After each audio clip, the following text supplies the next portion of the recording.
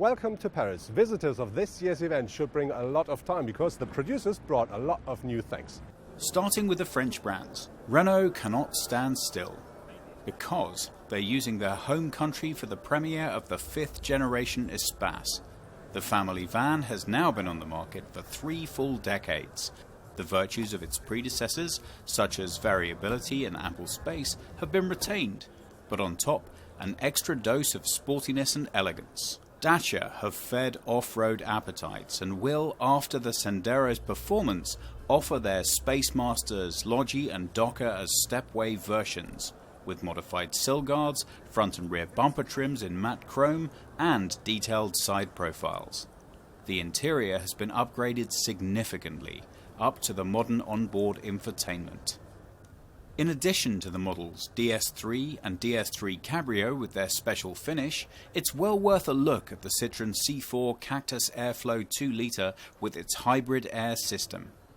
This model has been optimally aerodynamically trimmed with wind deflectors, large narrow tyres, a full-clad underbody, and the absence of mirrors. The new hybrid system of the C4 is based on a petrol engine and stored compressed air. Both are combined together and work as required. A world premiere at Peugeot is the 4.5 metre long SUV Quartz, with a total of 500 brake horsepower.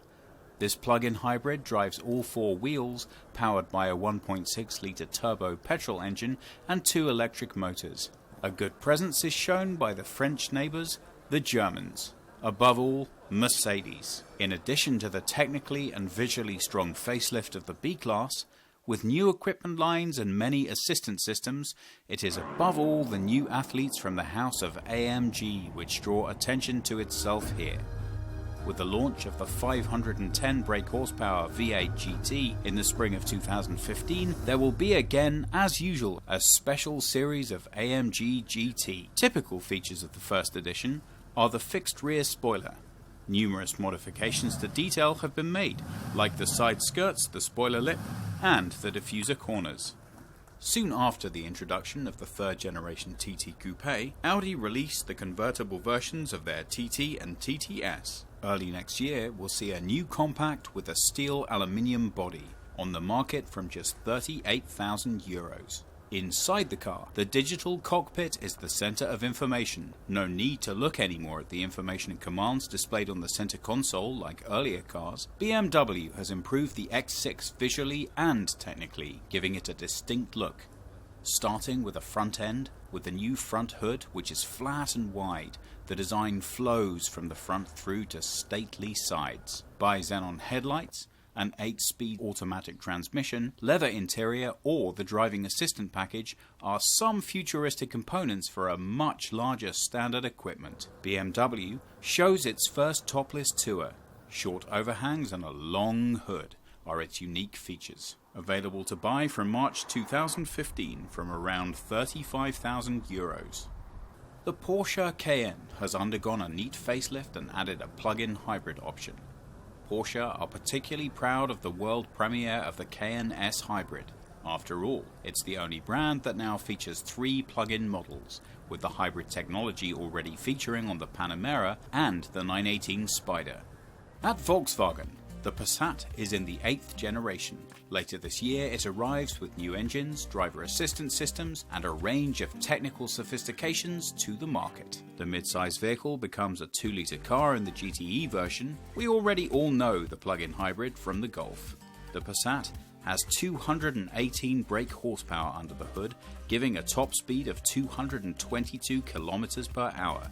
The all-track models have now been supplemented with the arrival of the Volkswagen Golf Wagon. 20mm more ground clearance, aluminium skip plate, tough side protection and all-wheel drive are some components to make it fit for the ride into the rough. Compact and powerful, the new Polo GTI now has 192 lively horses chasing the sporty Mini in 6.7 seconds from 0 to 100. There is a 1.8 TSI GTI model that's good for a maximum of 236 km per hour. With the new Fabia generation, Skoda wants to offer more car. It's the 3rd generation of the cuddly model, as hatchback and estate present a double premiere here.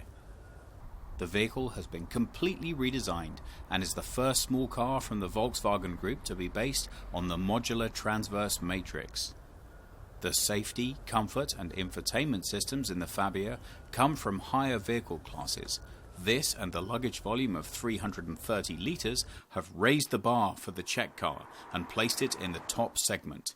The Ford S-Max goes into the second round and arrives completely redesigned at the start of next summer. Stylish, luxurious design and equipped with many customer-desired innovations will make the 5 or 7-seater score highly with buyers. Ford's ST offshoots are always welcome. Here in Paris, the Focus is adorned with its symbol. The 4.7-meter-long four-door large brother to the Kuga goes by the name the Ford Edge and in 2015 comes to Germany. Ford will supply the unbroken demand for luxurious SUVs with this release. Fiat 500 is always good for a surprise. Now the Italians send it into the race for favourite compact SUV. Its technical basis for the car, including the engine, is shared with the Jeep Renegade. To underscore the seriousness of the SUV concept, the chassis has not only been given the typical off-road look, it's also got some serious ground clearance. In addition, the front and rear overhangs have been redesigned to off-road size. In Seat, the name says it all. The Spanish have christened their new all-wheel combo the Experience. And there's plenty of experience with such vehicle concepts within the Volkswagen Group. With permanent available all-wheel drive, the car is well set up. The off-road accessories do best to make it look good even off the slopes. Opel has travelled to Paris with 4 world premieres, starting with the 5th generation of Corsa with much more comfort, improved drive assistance, new engines and transmissions. Sport suspension can also be ordered. With IntelliLink, the infotainment is right up to date. The stylish Adam has not just received an S, but also a lot of dynamics. A 150 brake horsepower, 1.4 turbo Ecotec lets the Fun Mini really gather pace. In 8.5 seconds it can pass the 100 km/h mark. Even the large OPC brakes speak volumes. Small is beautiful when it comes to smart. The 2-seater 4.2 moves into the next generation, and the new arrival of the 2nd generation of 4.4 demonstrates once again how confident the industry is that the Mini wave is far from ebbing. A world premiere at the Kia booth is a strongly revised Rio. In the redesigned front end, change has been brought not only to the bumper and to the side lights, but the grille has been given the distinctive Tiger nose. Fresh change in the interior with new materials and modern infotainment components. Hyundai's new i20 has become larger and more mature. The contours of the 5-door are now more defined and have lost their playfulness. Last but not least, we take a look at the Jaguar stand. We see the ranks of the traditional middle class have some competition for their premium models. Jaguar XE launches on a par with A4, C-Class and BMW. Driving the youngest cat of the new 4-cylinder family is a 2-litre diesel or petrol engine, or a 3-litre supercharged V6 with 340 brake horsepower, which comes straight from the F-Type. It doesn't matter if you're looking for an emission-free compact car or if you're looking for a high-performance super sports car. In Paris, you're going to find everything. That was our report from the Paris Motor Show.